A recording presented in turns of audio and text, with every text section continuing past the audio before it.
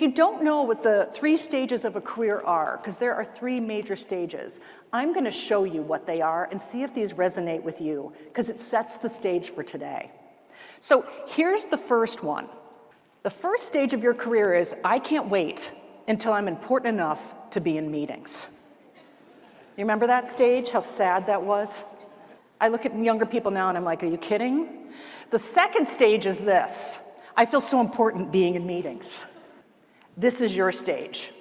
I'd fake my own kidnapping, never to attend these meetings again, right? We laugh because it's true. How many of you would like to have more simplicity in your lives? Okay. And how many of you are tired because you wake up with a plan, but no matter what you do, your time gets hijacked by the unplanned and unnecessary? Anyone? Me too.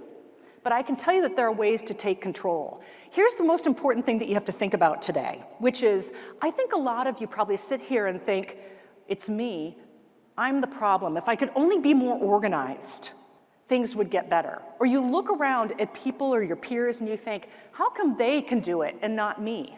And I'm here to tell you that the problem is not you. The problem is how we have organized and think about work. And it's time for us and everyone around us to stop trying to improve people to do more work. And instead, we've got to improve work to better leverage our people. And that's a fundamental shift. I'm going to show you how to do it. So here's something to think about. How did we get here? Complexity is really interesting because it overwhelms us. Do you know that, did you see today Glassdoor announced that their #1 word of the year was fatigue? Between that and the Pantone color of white, we're really batting 1,000 here in 2025, right? So what's interesting with complexity is, here's the thing, is again, it's not you. It's how we think about work and how organizations were structured.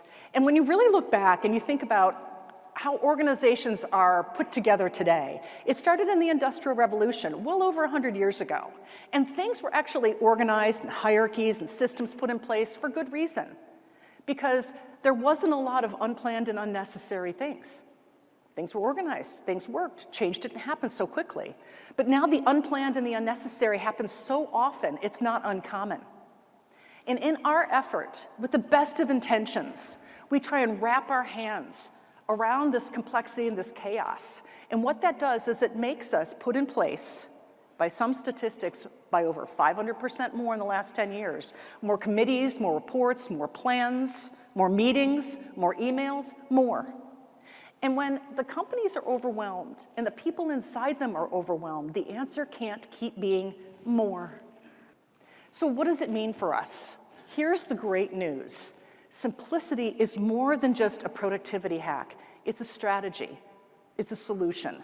And I will tell you, I just got back from working with NBC and Eli Lilly, literally in the last week. And these are incredibly complex organizations that are killing it right now because they operate with simplicity. Simplicity unlocks so much for their teams. And I don't just mean to make them more productive. That's not a good message. You don't go to your teams and say, I need you to simplify to be more productive. They will hate you. But what they will like is when you say, I want to simplify so you can spend more time on meaningful work, so you can do things that you were hired to do in the first place. Because when you do that, and you do operate with simplicity, it's amazing what happens. People are more focused. They show up every day with more intent. They're happier. They believe their bosses more and trust them. Creativity and innovation explodes, and you make more money. So there's lots of good things that can happen. But if you don't like the soft stuff, let me tell you the hard stuff in terms of numbers of how to think about it.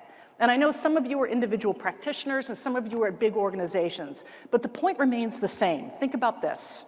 So here I am, and I'm at NBC. Okay, I'm in Burbank, and I'm talking to them about simplification and how their leaders can better lead with simplicity.